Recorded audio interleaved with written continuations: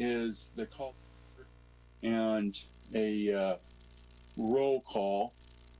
And it looks to me we have Mr. Driscoll, Mike Sell, Commissioner Baffa, Commissioner Helzer, Commissioner Martin, Commissioner Gillum, and Commissioner Silverman, and Seibel. Is there anybody I missed?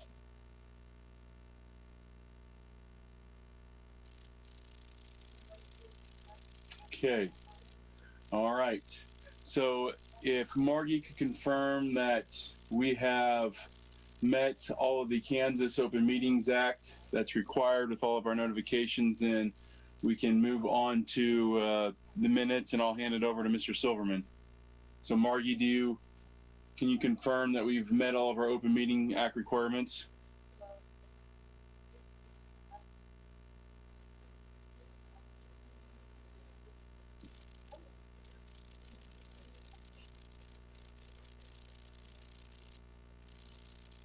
Heard anything?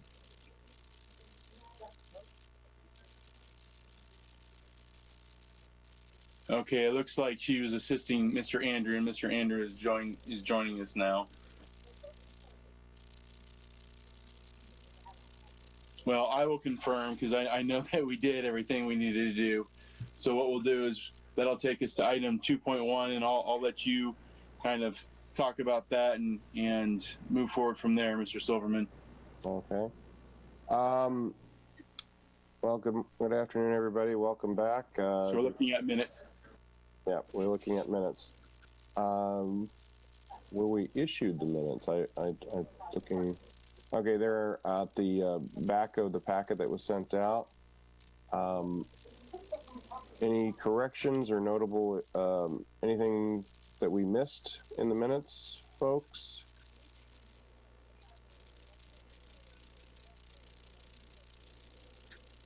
I move we accept. A second that. Okay, we have a motion and a second. Any discussion? Any objections? All right. Do we need a roll call vote on that, or do we just can we accept? Yes, them? Let's do a roll call vote. So if you would just like to say aye or nay, then we can record your vote. Okay.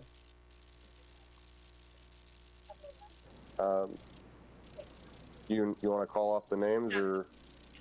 I can do it, Dustin. Thank you, Margie. Commissioner Baffa? Yes. Commissioner Baffa? Yes. Okay. Commissioner Driscoll? Yes. Commissioner Gillum? Yes. Commissioner Martin? Yes. Commissioner Mikesell? Yes. Commissioner Seibel? Terry, do you mind unmuting yourself and... Hey, yes. Thank you. Commissioner Silverman? Yes. Motion carries 7-0. Yeah, 7-0. Okay, well, the minutes have been approved. Looks like we don't have any new business on the horizon here, but we do have some administrative items. So, which is the presentation of the 2020 Heritage Commission Annual Report. I'm here, Dustin, if I'm audible. You are audible, Dean. We can hear you. Okay. Each year, the City Commission, who appoints members to its advisory boards and commissions, asks that those boards and commissions submit an annual report of its activities and accomplishments, and they focus on membership needs, any openings on the board that need to be filled, how many cases were heard, what types of cases, and they're particularly interested in attendance and participation, because they don't want to have boards where there's not active attendance and participation. So we have prepared a written report for 2020, and the Heritage Commission was limited to conducting 2 special meetings and 1 regular meeting during 2020, and there was only 1 certificate of appropriateness application. and that proposed the demolition of a historic warehouse on North Santa Fe. And then at the beginning of the year in January, the State Historic Preservation Office submitted a National Register nomination form for review on the Teague Nelson Building at 104, 106 South Santa Fe, next to the National Bank of America building. The Heritage Commission endorsed that nomination, and that was sent on to the State Historic Sites Board of Review, and it was placed on the Register of Historic Kansas Places, but the National Park Service did not find that the Teague Nelson Building was architecturally or historically significant enough to warrant a National Register status. There was no nominations to create any additional local landmarks or new or expanded historic districts. And so we conducted our annual business meeting in September. David Silverman was elected to chair. Alex Driscoll was elected to the office of vice chair. Mr. Baffa was appointed to serve as the Planning Commission's representative. In our report that went out, we indicated that the commission now has 6 appointed members and 1 opening exists, and that opening was filled on Monday as Chris Mikesell was appointed as the 7th member. So we're going to amend our report to reflect that. We provided a little bit about staff information. We've had retirements, we've had people on furlough, and so the planning staff is down 1 member, and we've had unfilled positions in our administrative staff as well, but we anticipate getting everything filled and back to normal in 2021. So we've laid out some goals or objectives that have been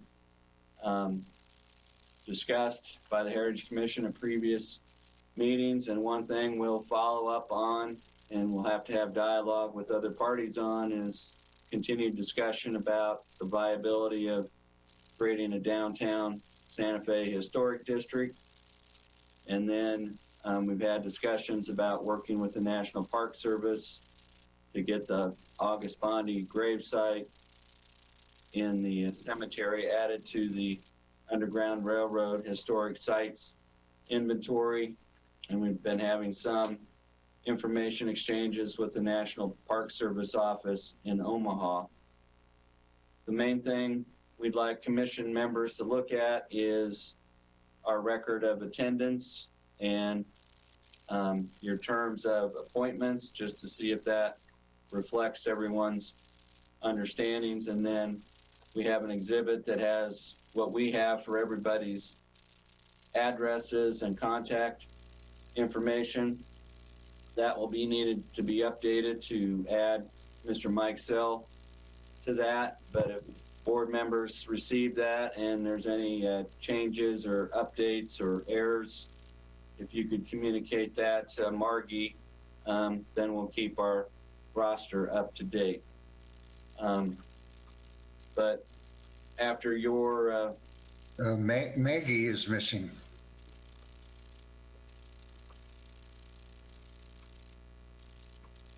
Maggie is missing, I guess you're talking about on the attendance or on the roster? The roster. Well, you're talking about Maggie Gillum. Mm-hmm. She's on the roster, which is Okay. on the All screen. right. Where she's not is I believe that she was appointed in September and she was not at the October meeting, so we'll modify the attendance to reflect that.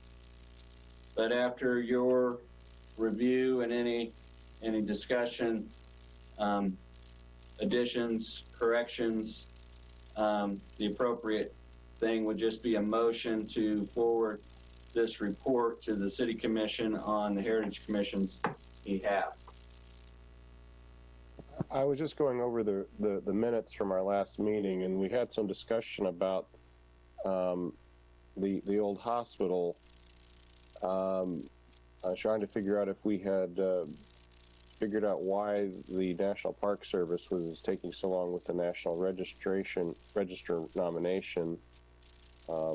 We have figured that out. We figured that out on Monday evening. There was a request for a resolution of support to use low-income housing tax credits for financial assistance for that project, and the owner indicated that the National Park Service will not consider placing that on the National Register until all the modern additions are demolished and gone, and the only thing remaining on the site is the original hospital and 1951 addition.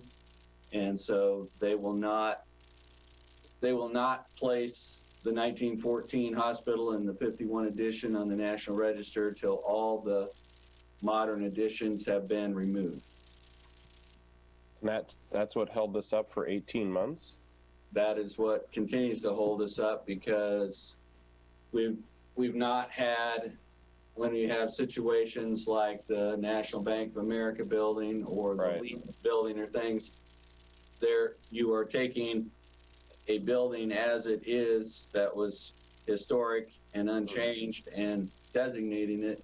But in this case, they're asking for designation of something that doesn't exist by itself today. So the National Park Service has clarified and communicated that what they will need to do is complete the demolition of all the modern additions and do their project. And if they comply with all the Park Service standards, and at that point, they will place the remaining historic building on the National Register. But the good news is that they also are receptive, because they followed all the processes, that they don't have to wait until that final register placement occurs to be eligible for the historic tax credits. So I see. they have an application in right now to the National Park Service for federal historic tax credits along with the state tax credits. And so if all of that comes together with the low-income housing tax credits, then we anticipate them moving forward. So would this be, should our work then and our discussion then be included in our accomplishments for 2020, or will that just have to wait till 2021? Because In terms of the report that we're about to make, that was one of the things that we discussed back in October, and I'm assuming that extra push helped us get to the resolution that we got to this past Monday. So, and so what we'll do is that this is an official meeting of the Heritage Commission. This discussion that we're having now will be reflected in the minutes. you know, So in the minutes of this meeting, we'll essentially provide an update through the minutes of the information that we received on Monday. But I didn't receive that information and clarification until Monday, so I didn't include it in the written report, but it will be reflected in the minutes of this meeting. right. But it was in the minutes of the October meeting from October 2020 that we had, I guess, directed staff to try and figure out what was going on. So I'm wondering if that was, if we need to include that here or not. So what you're saying is that as part of the Heritage Commission's report to the City Commission, to communicate to the City Commission Yes. what that information was and resolution, we can add that as an accomplishment that occurred as a result of that October meeting. Sure. That's what I was getting at. It seems like it probably should be added to our 2020 report. Okay, we will add that as a bullet. Unless anybody objects to or has other comments on it.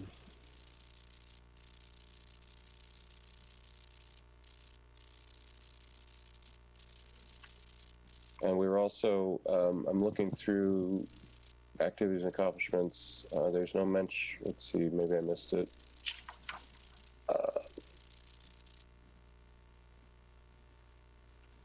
Do we have the Bondi grave listed here as well? The work towards making The it, that's goals an and objective. objectives for Goals and 2021, objectives, yep, we got have it. that listed. All right, fantastic. Yep, right there. I knew I'd seen it. I just wanted to make sure I saw it in the right place. Yeah, and so the two, as a result of the October meeting, the two things that are follow-up for 2021 is to look at the ramifications and feasibility of a Santa Fe historic district for the downtown.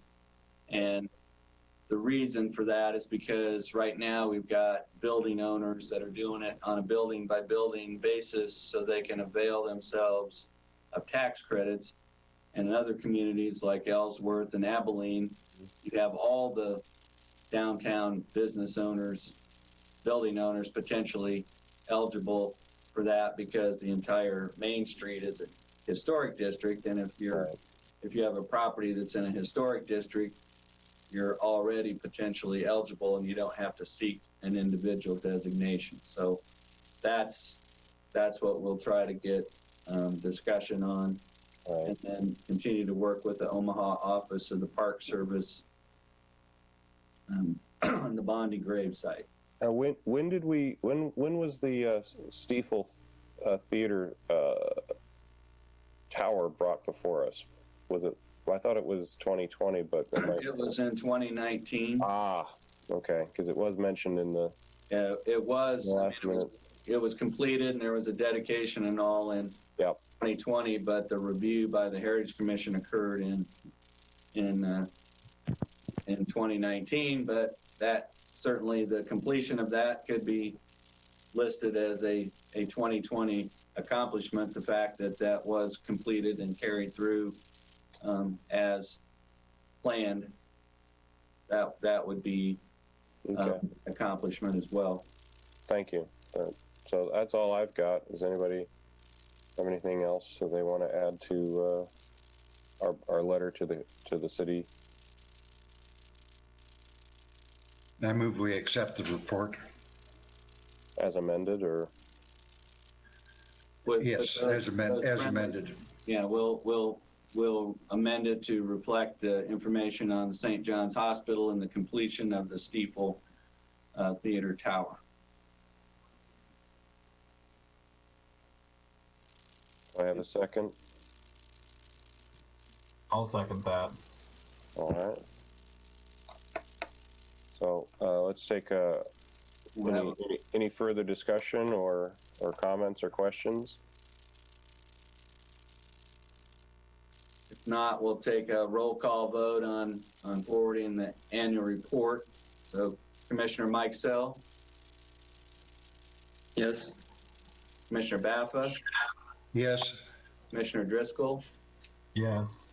Commissioner Seibel, Yes. Commissioner Martin, Yes. Commissioner Gillum, Yes. Still there? Are you still Commissioner there? Silverman. Yes. Okay. So we will forward on the annual report with those two additions, and that the report goes from all of from Planning Commission, Board of Zoning Appeals, Heritage Commission, and Design Review Board will all be forwarded to the mayor and city commission. Okay. In terms of the topic of, we don't have, as a preliminary discussion item, we don't have any topics there, but in terms of unfinished or other business, there's two items. We're having some dialogue with the designers and all, and want to make the Heritage Commission aware that there is a plan for locating a emergency services radio tower in proximity to the Salina County Courthouse, which is a registered local historic landmark. And we're going to be looking at that to see if there's any, if it in fact is on the courthouse site and if any Heritage Commission review is warranted. The other thing for the benefit of the new members is that the Heritage Commission has quarterly meetings that are regularly scheduled, and then when we have actual applications for review, we get with the commission and try to find a date for a special meeting. And because we're not physically meeting in room 107, we don't have to work around the availability of that room, but we do have a certificate of appropriateness application for construction of a new residential garage in a historic district. And we would like to kind of feel the commission out on your availability, the best days for having a follow-up Zoom meeting in February to review that request. It would be, the meeting would be conducted just as we're doing it this afternoon. And so we're not locked into having room availability. Right now, the Heritage Commission meets on Wednesdays, but if a Wednesday works well for you, we'd like to see whether a majority of the commission members would be available for a Wednesday afternoon meeting to be determined in February, to have a special meeting to review that application. So for the new and existing members, does this 4 o'clock time and Wednesday work well for all of you? Pretty much. It does usually. Okay. Yeah. So with that in mind, what we'll do is we essentially ask the chair, Mr. Silverman, if he's agreeable to having staff schedule a special meeting to review that request, and then we'll calendar it out and then contact you on what that actual date will be. But I did want to make you aware that we're going to try to hold a special meeting in February to get that reviewed. So So would you please make arrangements to set up a special meeting in February for the? So we will do that and look at how that works out calendar-wise. And then, as I noted, that the one nice thing about having a Zoom format is we don't have to have a room available to meet. We just need to have time available to meet. So we can meet when it works best for the commissioners. But if you've already kind of blocked out these Wednesdays at 4 o'clock, then we'll find a Wednesday in February, and that allows us to get notice out, and then we'll notify all of you of that date. But we'll shoot for a Wednesday at 4 o'clock, and we'll let you know exactly which Wednesday that will be. Dean, can I chime in real fast? Sure. I am out of town on February 17th, which is one of the Wednesdays. So I just wanted to let you know that before you looked at particular dates. Yeah, so we sure wouldn't want to pick that one. Yeah, So, thank you. The choices then it could be the 10th if we can get our notice out. Otherwise, it most likely would fall on the 24th. Does that date work all right for you, Maggie? The 24th of February? Yeah, that should be fine. Okay. So if that works for everybody else, let's just say that we will not have it the 17th, we'll have it the 24th, and we'll get official notice of that out to you as well as a packet.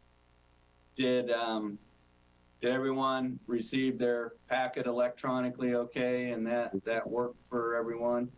Is there anyone on the commission that would like to receive a physical packet in the mail in addition to having an email to you?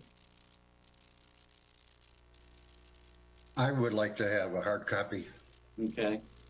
I think we were giving you your planning commission packet that way. Yeah. So Anybody else like to receive a hard copy in the mail in addition to electronic? I wouldn't mind one either because I'm having, I know it's a PDF, but I'm scrolling back and forth and it just would Yeah. be easier to flip through. Well, for the benefit of the new members, when we were meeting live in the meeting room, what we would do is that we would print out hard copies of the packet, and then we'd put them at every commissioner's place at the dais so that they had it to refer to at the meeting. We can't really do that when we're meeting remotely, but we can physically send packets to you if that helps when we're discussing an item. So, all right. Well, you said there was a second. That's you all said there the business that we have.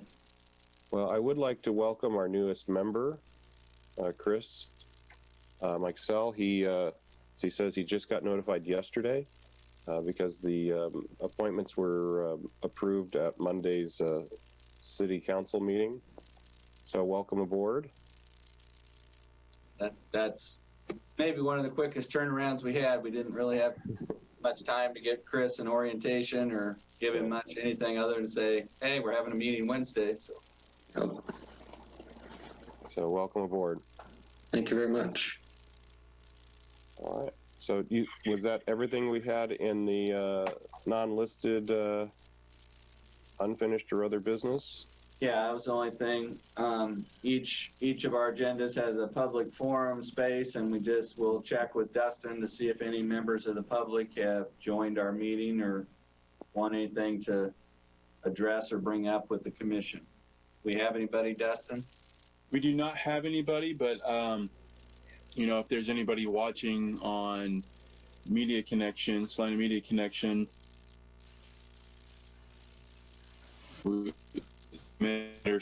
come into the link and join the meeting and say something if they like. But I don't see anybody right now. Okay. Yeah, I'd like to invite Penny Bettles when we next talk about the historic district downtown. Okay. So you would like to have that as either a study session or as a scheduled agenda item, and then have her present at the meeting? Yes, either way. Okay. That sounds good. We could schedule that as a study session and then invite Penny to come, and anybody else from the downtown board of advisors or design review board. So we'll choose a date for that, hold it as a study session, invite Penny, and then tell her she's welcome to have anybody else attend as well. Okay, Mr. Chair, we do not appear to have anybody from the public interested in speaking right now. Well, we always welcome them to come and ask questions of us.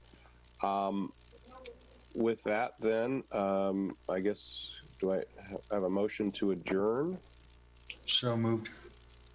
So moved and seconded. I don't think we need to take okay, sorry. No need to take a vote on that. So I guess we are adjourned until our special meeting in February.